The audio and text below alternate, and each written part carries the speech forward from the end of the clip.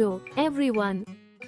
Welcome back to Date That Matters. Today, we're talking about something essential for peace and unity in our world, the International Day for Tolerance, celebrated on November 16th.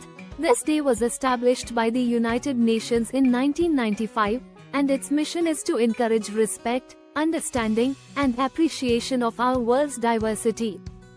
At its core, tolerance isn't just about accepting differences, it's about building bridges that connect us all, despite our unique cultures, beliefs, or backgrounds. In today's world, tolerance is more crucial than ever. Every day, we see stories that highlight how intolerance can create division and pain. But by practicing tolerance, we can turn differences into strengths and create societies where everyone feels valued and respected.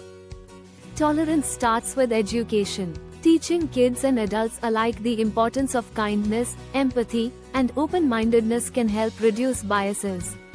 Schools, workplaces, and communities around the world now hold workshops and events to encourage this spirit. But it doesn't stop at schools. We can all practice tolerance in our daily lives. Here are a few simple ways to start. First, listen before judging. Try to understand someone else's perspective. Second, embrace diversity. Learning about other cultures and experiences enriches our lives and makes us more empathetic. Finally, stand up against intolerance. If you see someone facing prejudice, support them. Sometimes, a simple act of kindness can make a world of difference.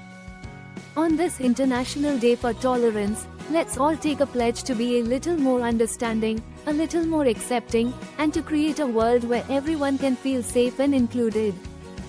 Thanks for joining me today.